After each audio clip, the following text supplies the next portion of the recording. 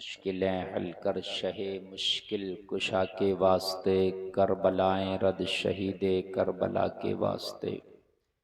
جھوم کر بارگاہ رسالت میں عاشقانہ انداز میں ہدیہ درود پیش کریں۔ سارے لوگ مل کے پڑھیں، اللہم صلی علی سیدنا مولانا محمد وبارک وسلم، صلو علیہ صلاۃ و سلام علیک یا رسول اللہ۔ خیریت ہیں آپ لوگ؟ یہ سن ہو گئے؟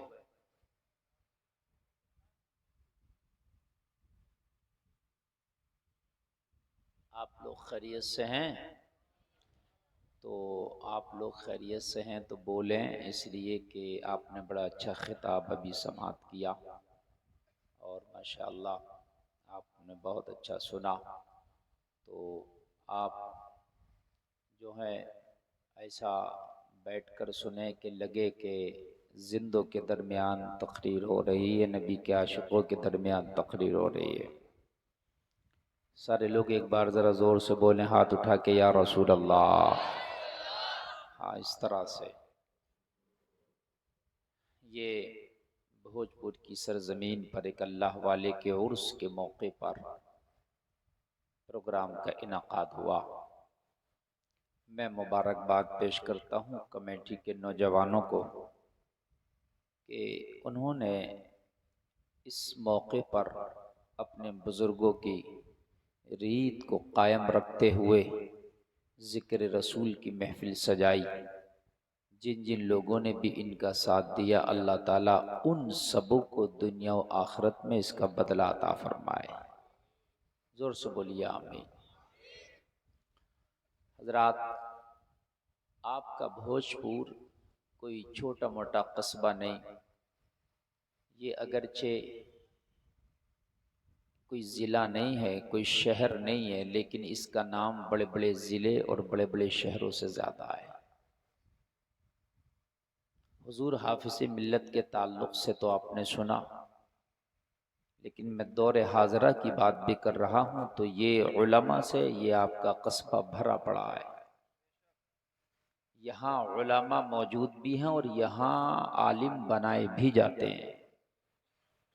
آپ کا جو ادارہ یہ فاروقیہ ہے، اس ادارے میں آپ دیکھتے ہیں کہ پورے ہندوستان سے طلبہ آ کے پڑھتے ہیں اور پڑھنے کے بعد وہ عالم دین بن کے جب نکلتے ہیں تو پوری دنیا میں اسلام کی خدمت کرتے ہیں اور آپ کے قصبے کا نام روشن کرتے ہیں۔ بڑی بات ہے یہ۔ فاروقیہ بھوجپور کے پڑھے ہوئے ہندوستان کے جس کونے پہ جاؤ ہمیں مل جاتے ہیں۔ اب بتائیے، آپ کے اس قصبے میں اتنا بڑا دین کا کام ہوتا ہے کہ پورے ہندوستان کو یہاں سے عالم دیے جاتے ہیں۔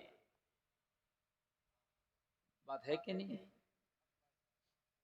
اگر دوسری جگہ جاؤ تو ہندوستان میں لوگ سوچتے ہوں گے کہ یار وہاں کے لوگ بڑے اچھے ہیں، واقعی اچھے ہیں، مگر شاید انہیں یہ پتہ نہیں ہوگا کہ عرس کے موقع پر جلسہ نوجوانوں نے بڑی مشکل سے کرایا ہے۔ بعض مان کے نہیں دے رہا، کہہ رہا نہیں بھائی مزہ نہیں آیا عرس میں۔ بھائی کب مزہ آئے گا تجھے عرس میں؟ عرس میں مزہ تو جب آئے گا جب مقابلہ برابر سے ہوگا، ہے نا؟ میرے بھائیوں کان کھول کے سن لو، ایک بات میں آپ کو بتا رہا ہوں، اگر آپ میری چوری کر لیں آپ بچ سکتے ہیں، علامہ حنیف صاحب کی چوری کر لیں بچ سکتے ہیں، لیکن کسی منتری کی چوری کر کے دکھانا نہیں بچو گے۔ کیوں؟ اس لیے کہ سرکار میں اس کی چلتی ہے،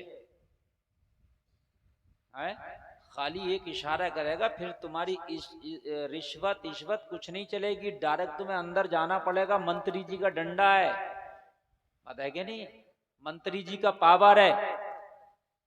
آپ نے گناہ کیا، اللہ چاہے تو معاف بھی فرما دے گا، لیکن کسی اللہ والے کے دربار میں کھڑے ہو کے حرام کام کیا تو یہ اللہ کی بارگاہ میں ان کی زیادہ چلے گی، اللہ سے ہمارے مقابلے زیادہ قریب ہے، میدان محشر میں یہ گواہی دیں گے میرے دربار میں کھڑے ہو کے یہ حرام کاری کرتا تھا، ان کی گواہی ہوگی تو سزا تیری مقرر ہو جائے گی، یقینی طور پر سزا ہو جائے گی، اس لیے کہ ان کی گواہی ہوگی۔ بات سمجھ رہے ہیں کہ سمجھ رہے ہیں؟ ہر جگہ اللہ دیکھتا ہے ہم گناہ کریں، لیکن ہم پھر گناہ کہاں کرتے ہیں؟ اللہ والوں کے درباروں میں جا کر۔ جمعراتوں میں بڑے بڑے میلے جمعراتیں ہوتی ہیں، اور بعض مزارات کے حال تو یہ ہیں کہ جمعرات پیر میں بہت عورتیں وہاں جاتی ہیں۔ اللہ والوں کے مزار سے جمعرات کوئی فیض نہیں ملتا، ہر دن فیض ملتا ہے، یہ بھی سن لیجئے۔ لیکن عورت کسی دن نہ جائے، نہ جمعرات کو جائے نہ پیر کو جائے، لیکن اللہ والے کے مزار پہ فیض ہر دن ملتا ہے۔ لیکن عورتوں کے میلے لگے ہیں جمعراتوں میں، تو حال یہ ہیں کہ مزار کے ارد گرد کا احاطہ مکمل کالا کالا نظر آتا ہے۔ میرے بھائیوں، اس پر کنٹرول کرنا یہ ہماری ذمہ داری ہے۔ ہم اپنے گھر کے منتری بھی ہیں، مکھیہ منتری بھی ہیں، ہم نے پورے بھوجپور کی ذمہ داری نہیں لی ہے، مگر اپنے گھر کی ذمہ داری لی ہے۔ ہم اپنے گھر کی خاتون کو نہیں جانے دیں گے، ہم اپنے گھر کے لیڈیز کو نہیں جانے دیں گے۔ کم سے کم سمجھا دیں حضرات، آپ بہت بڑے نہیں ہیں کہ پوری دنیا کی اصلاح کر سکیں، لیکن اپنے گھر کی تو ہم اصلاح کر سکتے ہیں۔ اگر ہم نے صرف اپنے گھر کی اصلاح کر لی تو پھر زمانے میں وہ وقت دور نہیں ہے کہ صدائیں آئیں گی، گر آج بھی ہو ابراہیم سا ایماں پیدا، آگ کر سکتی ہے اندازے گلستاں پیدا۔ بے شک سبحان۔ ہم اپنے گھر کے ذمہ دار ہیں، بات ہے کہ نہیں؟ آپ لوگ ماشاءاللہ بہت اچھا سن رہے ہیں۔ میں گفتگو کی اپنا مکمل طور سے آغاز کرنا چاہتا ہوں، اور لوگ کہتے ہیں قوالی کے نام پہ بہت لوگ آتے ہیں، مجھے تو لگ رہا ہے آج جلسے کے نام پہ بہت لوگ آئے۔ بے شک سبحان ماشاءاللہ اتنے قوالیوں میں شاید کہیں نہیں ہے، دوسری جگہوں پہ نہیں آتے جتنے آج جلسے کے نام پہ آئے، اور دیکھ رہے ہیں رات کا 1 بجا ہے، بڑی جم کے لوگ سن رہے ہیں، بڑی تھم کے لوگ سن رہے ہیں۔ سبحان اللہ بولو یار، سبحان اللہ سبحان اللہ۔ جب تم بولو گے تو ہم بھی بولیں گے انشاءاللہ۔ ہاں آپ ٹینشن نہ لیجئے گا۔ حضرت مولانا حنیف صاحب قبلہ یہ بڑی قابل شخصیت ہیں، اور میرے بہت سارے پروگراموں میں حضرت سے ملاقاتیں ہوتی رہتی ہیں، اخلاق کے پیکر ہیں یہ، اور ماشاءاللہ بڑے مشفق و مہربان ہیں، اللہ سلامت رکھے۔ علامہ اشفاق صاحب قبلہ تشریف رکھتے تھے، ابھی حضرت تشریف لے گئے، بہت قابل شخصیت ماشاءاللہ۔ یہ ایسے ایسے لوگ آپ کے اس سرزمین پر پائے جاتے ہیں اور یہاں موجود ہیں، اللہ ان سبوں کو سلامت رکھے۔ ایک بار سارے لوگ ذرا کلمہ شریف پڑھیے، لا الہ الا اللہ محمد الرسول اللہ۔ اجازت ہے شروع ہو جائیں؟ ہاں ماشاءاللہ۔ بیٹے کہاں جا رہے ہو؟ بیٹھ جا یار، بیٹھ جا، چل تھوڑی دیر پی لیے۔ اصل میں پانی وانی نا تھوڑی دیر کے لیے برداشت کرو اپنی پیاس کو، اس لیے کہ اب یہ پانی وانی اور ادھر ادھر کے بہانے کے چکر میں نہ جاؤ، کیونکہ شیطان جو ہے نا کہیں نہ کہیں برغلاتا رہتا ہے۔ پیاس اور بھوک، گرمی اور سردی نیک کاموں میں زیادہ لگتی ہے۔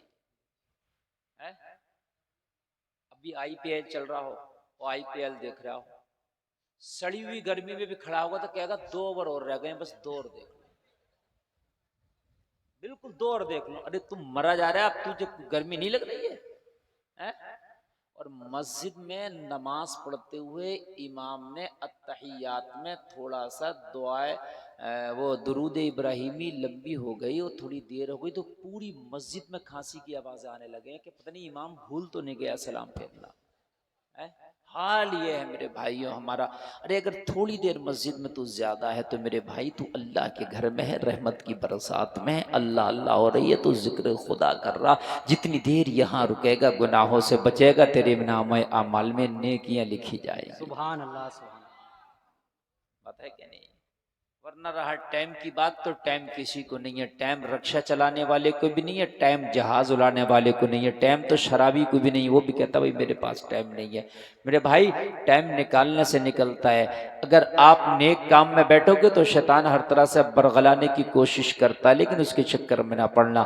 میرے بھائی اب کان کھول کر کے سنو، ہم تو حالات حاضرہ کا اگر جائزہ لیتے ہیں تو آج ہر آدمی یہ کہتا ہوا نظر آ رہا مولانا حالات بڑے خراب ہیں کیا کریں. جس سے پوچھو مولانا حالات بڑے خراب ہیں کیا کریں, مولانا حالات بڑے خراب ہیں کیا کریں. میں آپ سے ایک سوال کرتا ہوں, حالات خراب کیا زمین کی طرف سے ہوئے, کیا آسمان کی طرف سے ہوئے, کیا سمندر کی طرف سے ہوئے, کیا ہواؤں کی طرف سے ہوئے؟ تو جواب ملے گا نہیں. زمین وہی ہے جو آج سے 1400 سال پہلے تھی, آسمان وہی ہے جو آج سے 1400 سال پہلے تھا, ہوائیں وہی ہیں جو آج سے 1400 سال پہلے تھی, سمندر وہی ہے جو آج سے 1400 سال پہلے تھا. پھر حالات کہاں سے خراب ہو گئے مجھے یہ تو بتاؤ. پھر میں نے تم سے کیا کچھ گھٹا بڑھا ہے؟ تم جواب دو گے نہیں. مولانا پہلے بھی ایک مہینہ رمضان کا آتا تھا, آج بھی ایک ہی مہینہ رمضان کا ہے. پہلے بھی 5 وقت کی نماز فرض کی گئی تھی, آج بھی 5 ہی وقت کی نماز فرض کی گئی ہے. پہلے بھی 2.5% زکوٰۃ دیا جاتا تھا, آج بھی 2.5% زکوٰۃ دی جاتی ہے. پہلے بھی شادی کرنا سنت تھا, آج بھی شادی کرنا سنت ہے. پہلے بھی 30 پاروں والا قرآن تھا, آج بھی 30 ہی پاروں والا قرآن ہے. تو میں نے کہا پھر حالات کدھر سے خراب ہوئے؟ سارے معاملات تو وہی ہیں. پتا چلا حالات خراب نہیں, ہم خود اپنے آپ خراب ہیں, ہم خود خراب ہیں. بات سمجھیے بیٹا. موبائلوں میں اب کیا کرو گے, اتنے چینل چل رہے ہیں, صبح کو سب میں آ جائے گی. اور ایسی وہ بنا کے ڈالیں گے یہ چینل والے تھمبنیل لگا کے کہ بیٹا تم تو دیکھنے پہ مجبور ہو جاؤ گے. ایسا بناتے ہیں تھمبنیل, ایسا لگتا ہے کہ پتہ نہیں اسے ہی دیکھو پہلے.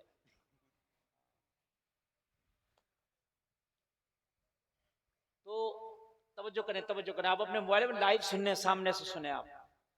حالات خراب نہیں, ہم اپنے آپ خراب.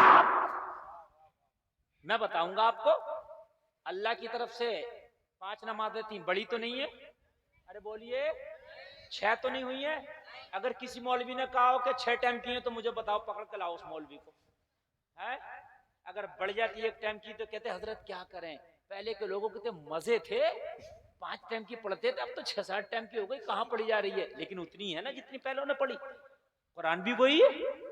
لوگ بدلیں تو ہم بدلیں, چینجنگ ہے تو ہمارے اندر. پہلے ہمارے گھروں میں سورج نکلنے سے پہلے قرآن کی آواز آتی تھی, آج ہمارے گھروں سے گانوں کی آواز ہے.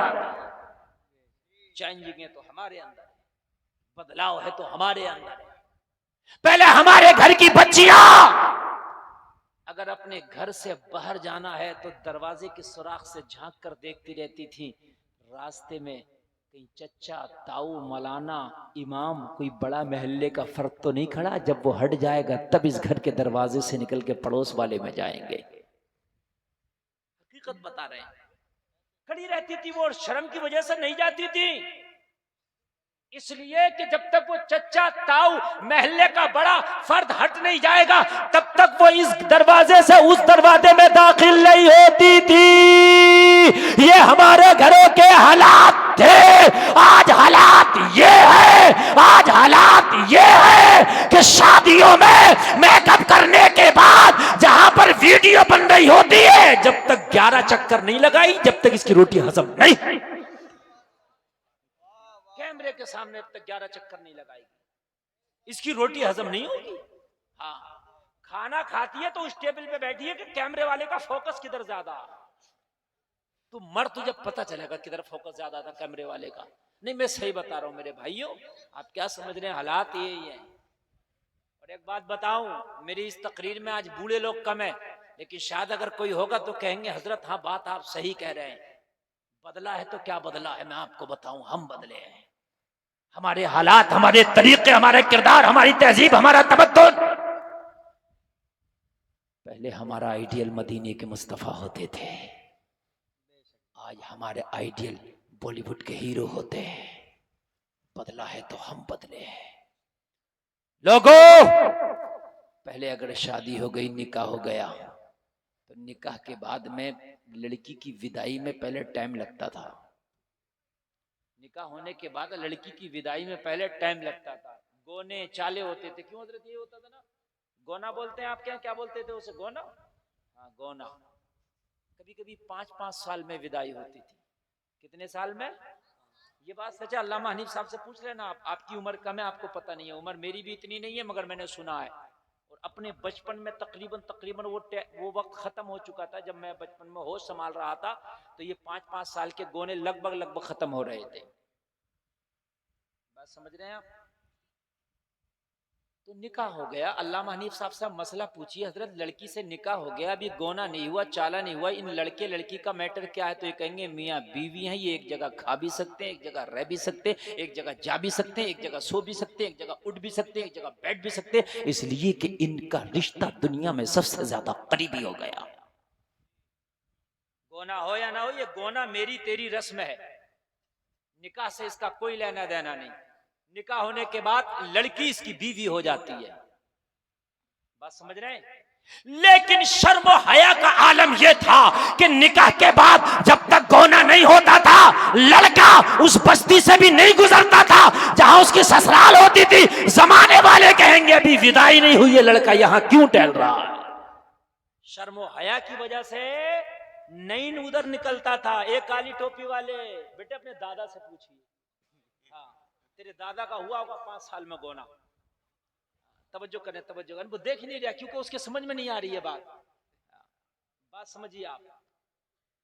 ادھر لڑکا نہیں گزرتا تھا، سسرال تک نہیں جاتا تھا جب تک گونا نہیں ہو گیا، چالا نہیں ہو گیا، لڑکی سے بات نہیں، ملاقات نہیں، اس بستی کی طرف سے گزرنا نہیں، آنا نہیں، جانا نہیں. کیوں؟ لوگ کیا کہیں گے؟ یہ شرم و حیا کا عالم تھا. اور آج کی بات تو یہ ہے، خالی منگنی ہوئی ہے، خالی رشتہ ہوا ہے، ابھی نکاح نہیں ہوا. اتنا بڑا موبائل لا دیا گیا، کبھی ادھر سے فون ہے، کبھی ادھر سے فون ہے.